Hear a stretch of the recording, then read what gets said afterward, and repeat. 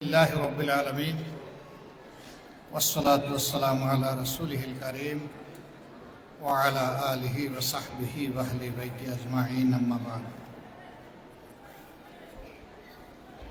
বাংলাদেশ জামাত ইসলামী ঢাকা মহানগরী উত্তরের কাফরুল থানার উদ্যোগে আয়োজিত আজকে শীত উপহার সামগ্রী বিতরণ উপলক্ষে এই সভার সম্মানিত সভাপতি, সম্মানিত থানা আমির, বিশেষ অতিথি ঢাকা মহানগরী উত্তরের সম্মানিত আমির, কেন্দ্রীয় নির্বাহী পরিষদের অন্যতম সদস্য জনাব সেলিম উদ্দিন, অন্যতম বিশেষ অতিথি ঢাকা মহানগরী উত্তরের সম্মানিত সেক্রেটারি জনাব ডক্টর রেজাউল করিম, নেতৃবৃন্দ, আমার সামনে বসা এবং পাশে বসা প্রাণপ্রিয় ভাই ও বোনেরা, আল্লাহ রাব্বুল আলামিনের শুকরিয়া আদায় করছি। আজকের দিনটি ছিল জুমাবার, দিন শেষ হয়ে গেছে মাগরিবের সাথে সাথে। এখন পরবর্তী দিন শুরু হয়ে গেছে ইসলামিক ক্যালেন্ডার অনুযায়ী। সকালে যখন সেজদা করি আল্লাহ তাআলার কাছে চেয়েছিলাম আজকের দিনটা যেন আল্লাহ তার রহমতের ছায়া রাখে। সকাল থেকে বিভিন্ন কর্মসূচি ছিল, মানুষ অনেক আশা করে, অনেক সময় আশা তার অপূরণ থাকে, আবার অনেক সময় আল্লাহ পূরণ করে দেয়। এই কাজ করতে করতে আসরের পরে হঠাৎ খবর পেলাম সরকারের একজন উপদেষ্টা, যিনি বাংলাদেশ সুপ্রিম কোর্টের একজন সিনিয়র আইনজীবী, 2001 সাল তিনি ছিলেন অ্যাটর্নি জেনারেল এবং বর্তমানে তিনি উপদেষ্টার দায়িত্ব পালন করছিলেন, জনাব এফ হাসান আলী। তিনি ইন্তেকাল করেছেন। সজ্জন ব্যক্তি ছিলেন, আমাদের দুঃখের সময়, কষ্টের সময় তাকে আমরা পাশে করেছি।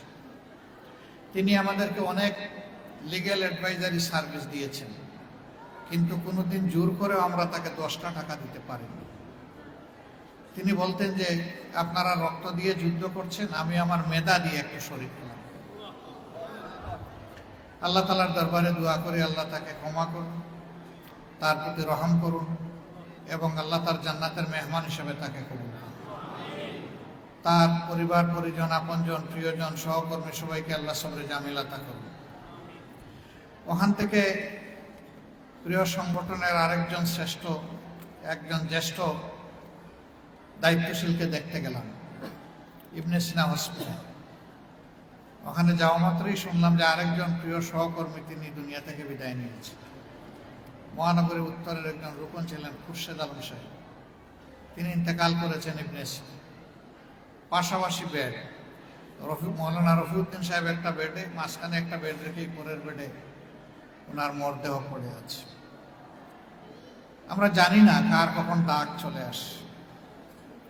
প্রত্যেকটি মানুষ বাঁচার আশা রাখে, ভালো কিছু করার জন্য, মন্দ কিছু করার জন্য কেউ বাঁচতে চায়। এমন কিছুর যে চুরি করে সেও চায় যে আমি আরেকটু সময় পাইলে দেখি ভালো হতে পারি। ডাকাতি করে সেও মনে মনে চায় যে আমি দেখি না একটু ভালো হতে পারি কিনা, আর একটু সময় আল্লাহ আমার দেখ। কিন্তু শয়তান ভুলাই দেয়। আল্লাহ তাআলা মানুষের জীবন সম্পর্কে বলতেছেন, আল্লাহ যে খালাকাল মাউতা ওয়াল হায়াতা লিয়াবলুয়াকুম আইয়ুকুম আহসানু আমালা ওয়া হুয়াল আজিজুল গাফুর। তিনি সেই মহান সত্তা যিনি তোমাদেরকে মৌত এবং হায়াত এই দুই নিয়ামত দান করেছেন। আগে আল্লাহ মৌতের কথা বললেন, এরপরে হায়াত। অথচ আমরা তো হায়াত আগে পেয়েছি, মৌত না পরে আসবে। উদ্দেশ্য বলতেছেন যে আমি দেখতে চাই কে কতটুকু ভালো আমল করে, এবং তোমরা জেনে রাখো তিনি অত্যন্ত পরাক্রমশালী এবং তিনি ক্ষমাশীল। কেউ যদি আল্লাহর অবাধ্যতা করে আল্লাহ তাকে শাস্তি দানে কঠোর, আর যার উপর আল্লাহ খুশি হবেন, রাজি হবেন, তার ভালো কাজে, ভালো আচরণে, ভালো নিয়তে আল্লাহ তাকে ক্ষমা করে দেবেন। আল্লাহ বললেন যে আমি তোমাদের কাছে ভালো কাজ চাই। এখন ভালো কাজ কোনটা? ভালো কাজ কারা করে? নবী করিম সাল্লাল্লাহু আলাইহি ওয়াসাল্লাম ইরশাদ করছেন, খায়রুন নাস মাইয়ানফাউন নাস। তোমাদের মধ্যে তারাই ভালো মানুষ যারা মানুষের কল্যাণের ধান্দায় সবসময় থাকে, খুঁজতে থাকে কোথায় একটু মানুষের উপকার করে। আমাদের দেশে যারা রাজনীতি আমরা করি, বিভিন্ন দল মত আছে না, অনেকে আইসা বলে যে রাজনীতিকে এবাদত মনে করি। আমাকে সেবা করার সুযোগ দেন, আমি আল্লাহর এবাদত করতে চাই। ইলেকশনের আগে এই কথাটা বলে, কিন্তু ইলেকশনের পরে দেখা যায় যে ওই মানুষের পকেট কাটা শুরু করে ওই নেতাই। এটা সত্য না মিথ্যা? সত্য। এরা হলো ধোঁকাবাজ। আর যারা সত্যিকার অর্থে মানুষের সেবা করতে চায়, এরা বলে না যে আমাকে একটা ভোট দেন, দিয়ে আমার পাশ করে এক গদিতে পাঠান, আমি আপনাদের সেবা করতে চাই। এরা এসে বলে যে আমরা আপনাদের সেবা করতে চাই, যদি আপনারা আমাদেরকে এই কাজের যোগ্য মনে করেন, তাহলে আপনার বুথের আমানত দিয়ে আপনি আমার উপরে এই দায়িত্ব দিতে পারেন। তবে শর্ত হচ্ছে এরপরেও আমাকে সাহায্য করবেন, আমাকে ছেড়ে দিবেন না। আপনি যে মহান দায়িত্ব আমার উপরে দিচ্ছেন, আপনি পরেও আমার সাথে একটু থাকবেন, ভালো কাজে সাহায্য করবেন, মন্দ করলে টান দিয়ে সোজা করে দেবেন। যারা আল্লাহকে ভয় করে তারা এই কথা বলবে, আর আল্লাহকে যারা ভয় করে না তারা বলবে দিয়ে দেন, এরপরে যা হয় আমি দেখব। এই ধোঁকা জনগণ বারবার খায়। এরা প্রত্যেকবার নতুন নতুন সুন্দর কথা নিয়ে আসে। শুধু এই 53 কেন, এর আগের 23 বছর তাই করেছে আমাদের। ব্রিটিশ শাসনের জাতাকলে দাসের জাতি যখন ব্রিটিশরা আমাদেরকে বানিয়ে রেখেছিল, তখন আমাদের মুরব্বীরা দফায় দফায় তার বিরুদ্ধে বিদ্রোহ করেছেন, বিশেষ করে উলামায়ে কেরাম।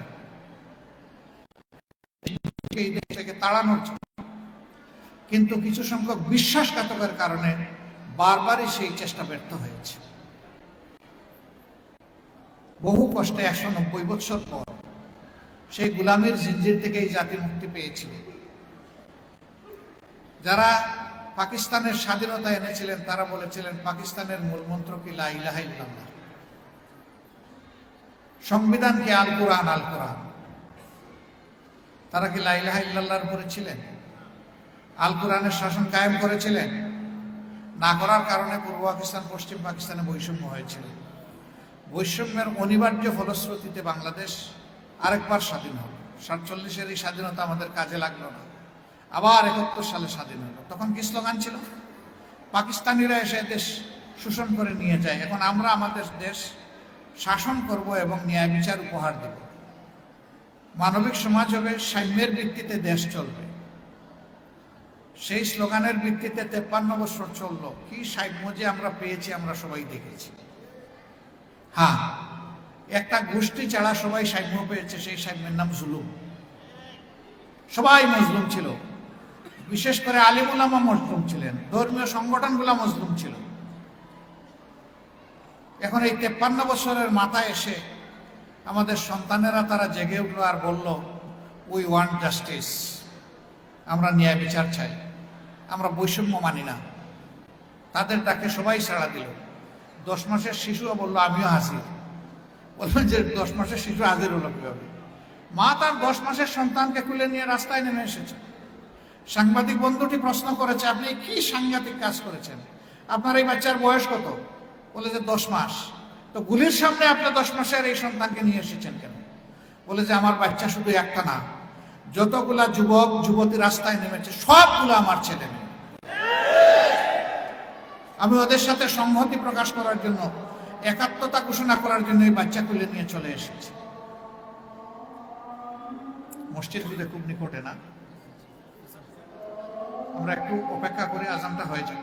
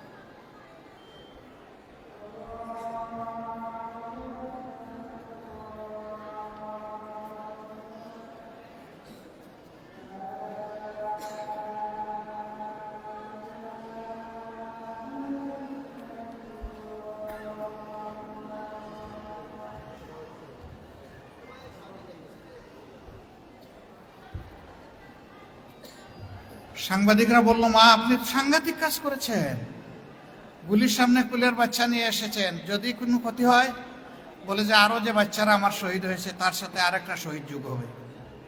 আল্লাহু আকবার। এইভাবে এই বৈষম্য বিরোধী আন্দোলনে সবাই নেমে এসেছিল। আপনারা কেউ বৈষম্য চান? কেউ বৈষম্য? এখন যে বৈষম্য আছে, যে আপনারা নিচে বসা, ওনারা উপরে বসা, আবার লাল আপনার ইয়েতে মোড়ানো চেয়ার, বড় বড় চেয়ার, এর মাঝে তিনটা আবার আলাদা বড় চেয়ার, এগুলো বৈষম্য না? এগুলো এক ধরনের বৈষম্য, এগুলো থাকা উচিত না। যাই হোক, আলহামদুলিল্লাহ। আমি বলছিলাম এই বৈষম্যের কথা বলে নাই, বলেছে যে কেউ না খেয়ে মরবে আর কেউ দেশের টাকা চুরি করে বিদেশে শত শত বাড়ি কিনবে, এটা হবে না। তাই হয়েছে। আমরা এই বৈষম্যটা ভাঙতে চাই এবং আল্লাহর কসম এটা শুধু সম্ভব কোরআনের আইনের ভিত্তিতে, আর কিছু দিয়েই সম্ভব। কোরআনের আইন যখন কায়েম হবে, মানুষ তখন আল্লাহকে ভয় করে তার সমস্ত দায়িত্ব পালন করবে। সেই সময়টা মানুষ চিন্তা করতেও দেখবে যে আমার আল্লাহ আমার এই চিন্তার উপরে খুশি কিনা। কথা বলতে দায়িত্ব নিয়ে কথা বলবে যে আমি কি সত্য বলছি না মিথ্যা বলছি। কাজ করার সময় চিন্তা করবে আমার হাত আমার পা দ্বারা কারো কোনো ক্ষতি হচ্ছে কিনা। দৃষ্টি দেওয়ার সময় চিন্তা করবে যে আল্লাহ যে দৃষ্টি যেখানে নিষিদ্ধ করেছেন আমি সেখানে আমার দৃষ্টি ফেলেছি কিনা। এইভাবে প্রত্যেকটা কাজ হবে আল্লাহকে ভয় করে। তখন এই দেশটা বদলে যাবে ইনশাআল্লাহ, এবং প্রত্যেকটা মানুষ তখন রাষ্ট্রের সম্পদে পরিণত হবে। এখন কেউ সম্পদ, আবার কেউ আপদ। যারা ইতিবাচক কাজ করে তারা সম্পদ, আর যারা ধ্বংসাত্মক কাজ করে তারা আপদ। চুরি করা খারাপ কাজ, ডাকাতি করা খারাপ কাজ, ঘুষ খাওয়া খারাপ কাজ, তারপরে সুদের সয়লাভে দেশ চলা, এগুলো খারাপ কাজ, জিনা করা খারাপ কাজ, এরকম যত খারাপ কাজ আছে, তখন আল্লাহর মেহেরবানিতে এগুলো সব বন্ধ হয়ে যাবে। যেখানে কোরআনী আইন কায়েম হবে, 4টা কাজ ওই শাসকদের জন্য বাধ্যতামূলক হয়ে যাবে। আকিমুস সালাহ, নামাজ কায়েমের ব্যবস্থা করতে হবে সমাজে। যারাই প্রাপ্তবয়স্ক সবাই নামাজ আদায় করবে। পুরুষরা জামাতের সাথে, মসজিদে, মহিলারা ঘরের মধ্যে। তারা মসজিদেও যেতে পারবে, তবে তাদের জন্য ঘর উত্তম। ওয়াতুজ যাকাত, যাকাত দেওয়ার উপযুক্ত মালে নেশাব যিনি, তাকে অবশ্যই হিসাব করে যাকাত আদায় করতে হবে। রাষ্ট্র তাকে সাহায্য করবে, ব্যবস্থা নেবে। ধনীর কাছ থেকে এই যাকাত নিয়ে রাষ্ট্র পুনর্গঠনের কাজে ব্যয় হবে। নিঃস্ব অসহায় যারা, তাদেরকে সহায়তা করা হবে। আমর বিল মারুফ, ন্যায় এবং সত্য ভালো কাজের নির্দেশ চালু করা হবে, জারি করা হবে। নাহ আনিল মুনকার, আর যত ধরনের মন্দ কাজ আছে সব স্তব্ধ, বন্ধ করে দেওয়া হবে। এমন একটা সমাজ আমরা সবাই চাই কিনা? জাতি, ধর্ম, দলমত নির্বিশেষে সবার স্রষ্টাকে। এই বিধান কে দিয়েছেন? আল্লাহর চাইতে ভালো বিধান কেউ দিতে পারবে? কল্পনা করতে পারবে? অসম্ভব। ভালোর চাইতে ভালো বিধান আল্লাহ দিয়া বলছেন, আল-ইয়াওমা আকমালতু লাকুম দীনাকুম ওয়া আতমামতু আলাইকুম নি'মাতি ওয়া রাদিতু লাকুমুল ইসলাম দীনা। এটা কোরআন শরীফের সর্বশেষ আয়াত। এরপরে আর কোনো আয়াত নাযিল হয় নাই। সূরা মায়েদার 3য় আয়াতের একটা অংশ। আল্লাহ তাআলা বলতেছেন, তোমাদের জন্য বিধান আজকে পরিপূর্ণ। এটা দিয়েই তোমাদের সমাজ চলবে। পরিবার, সমাজ, দেশ, আন্তর্জাতিক সব কিছু চলবে এইটা দিয়ে। এরপরে আল্লাহ বলতেছেন, আমার যত নিয়ামত আছে এটার ভিতরে ঢুকাইয়া দিছে, এখানে তালাশ করো। আর ইসলামকেই তোমাদের জীবন বিধান হিসেবে কবুল করলাম, আর সবগুলা বাতিল। তো বাতিল জীবন বিধান দিয়ে আল্লাহর সৃষ্ট মানুষের কোনো সমাধান হবে? নিশ্চয়ই হবে না। আল্লাহ রাব্বুল আলামিন সেই সমাজটা 90-92 ভাগ মুসলমানের এই দেশে আমাদের সবাইকে সমবেত প্রয়াসের মাধ্যমে কায়েম করার তৌফিক দান করুন। একা জামাতে ইসলামী এটা পারবে না, এবং কোরআন একা জামাতে ইসলামের কোনো সম্পদ না। কোরআন বিশ্ববাসীর সম্পদ, বিশেষভাবে মুমিনদের সম্পদ। সুতরাং কোরআনের জন্য আমাদেরকে ঐক্যবদ্ধ হতে হবে। আর মুমিন মুসলমানদের মাথায় অন্য কেউ কাঁঠাল ভেঙে খাক, এটা আর আমরা পছন্দ করি না। আমাদের সকল ভাইদের দিল আল্লাহ এক জায়গায় জোড়া করে দিন। আমাদেরকে প্রশস্ত দিলের অধিকারী বানিয়ে দিন। সমস্ত সংকীর্ণতার ঊর্ধ্বে উঠায় দেন। আজকে যে ভাই বোনদের হাতে সামান্য শীত উপহার দেওয়া হবে, এটা আমি বারবার বলি, এটা তাদের প্রতি কোনো দয়ার দান নয়। বরঞ্চ খুবই ভালো হতো যদি ঘরে ঘরে গিয়ে একটু তাদের অবস্থাটা দেখে তাদের হাতে দিয়ে আসতে পারতাম। এটাই হওয়া উচিত। কিন্তু আমাদের সীমিত যোগ্যতার কারণে আপনারা দয়া করে মেহেরবানি করে আসেন, কষ্ট করে এখানে আসেন, আসলে আমরা লজ্জা পাই। আপনারা কষ্ট নেবেন না, আমাদের প্রতি এই যে ইহসান করেছেন, দোয়া করে আল্লাহ তাআলা দুনিয়া আখিরাত দুই জায়গায় আপনাদের প্রতি ইহসান করুন। আপনারা সম্মান দেখে ভালোবেসে আমাদের কথা এখানে এসেছেন দাওয়াত নিয়ে, আল্লাহর উত্তম জাযা আপনাদেরকে দান করুন। এও দোয়া করি জীবনে যেন আমার এই ভাই বোনগুলার আর কারো সাহায্য নিতে না হয়, আল্লাহ যেন তাদেরকে স্বাবলম্বী করে দেন। আল্লাহ তাদের হায়াতে, তাদের সুস্বাস্থ্যে এবং তাদের রিজেকে যেন আল্লাহ বরকত দান করে। তারা যদি সমৃদ্ধ হয়, আমাদের অন্তরে খুশির বন্যা বয়ে যায়। তারা আমাদের ভাই, কষ্টে ছিল, তারা আমাদের বোন, কষ্টে ছিল, আল্লাহ তাদেরকে কষ্ট থেকে নাজাত দিয়েছেন, এ আমাদের জন্য বিশাল খুশির ব্যাপার হবে ইনশাআল্লাহ। সবার জন্য আমি কল্যাণ কামনা করে আপনাদের সহযোগিতা চেয়ে যে একটি মানবিক কল্যাণ রাষ্ট্র, যেই রাষ্ট্রে চুরি চামারি ঘুষ দুর্নীতি থাকবে না, চাঁদাবাজি থাকবে না, দখলদারি থাকবে না, ইনশাল্লাহ এমন একটি রাষ্ট্র গড়ার স্বপ্ন আমরা দেখি। আল্লাহ যেন আমাদের স্বপ্নটাকে কবুল করে তার নুসরা দিয়ে তা বাস্তবে পরিণত করে দেন। আমরা আপনারা সাক্ষী, আমরা কোনো চাঁদাবাজি করি না, আমরা কোনো দখলদারি করি না, ফুটপাত থেকে শুরু করে কোনো জায়গায় আমাদের দখল নেই। আমরা এগুলাকে ঘৃণা করি। আমরা কথা দিচ্ছি, এখন আমরা দল হিসাবে চেষ্টা করতেছি এই সমস্ত নোংরা কাজ থেকে নিজেদেরকে বাঁচায় রাখা। আল্লাহ যদি এই দেশের দায়িত্ব ইমানদারদের হাতে দেন, তাইলে তখন রাষ্ট্রীয় দায়িত্বের কারণে কাউকে আমরা এই সমস্ত দুষ্টামি করতে দেব না ইনশাআল্লাহ। আপনারা সবাই আছেন আমাদের সাথে? যতক্ষণ ন্যায়ের পথে, কল্যাণের পথে আমরা আছি, আমরা আপনাদের ভালোবাসা চাই, দোয়া চাই, সমর্থন চাই, সহযোগিতা চাই, আপনাদেরকে পাশে চাই, আপনাদেরকে বুকের ভিতরে সাথে চাই। আপনারা রাজি আছেন? আসসালামু আলাইকুম ওয়া রাহমাতুল্লাহ।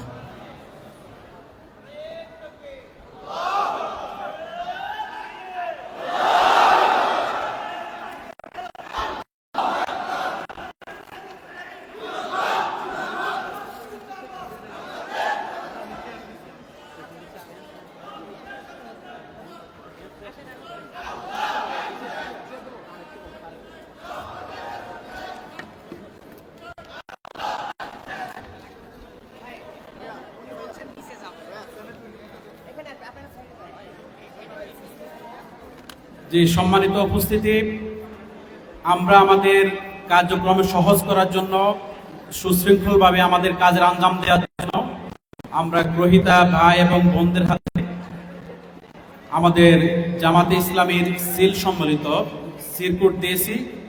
সিরকুট দ্বারে সবাইকে আমরা দেব। আমি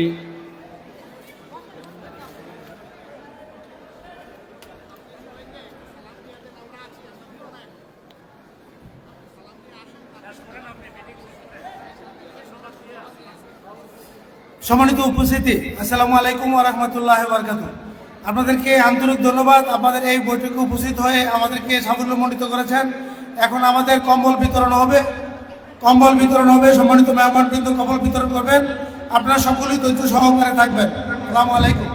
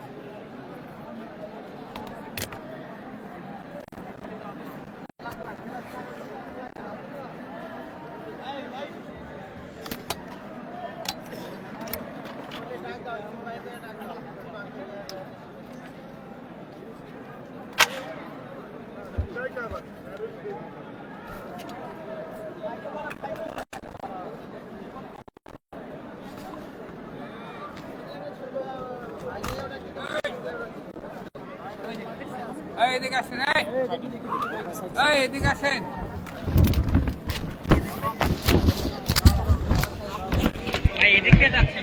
সম্মানিত উপস্থিতি, আমাদের এই সচিব কার্যক্রম চলছে। এখন ডান পাশে বন্ধুকে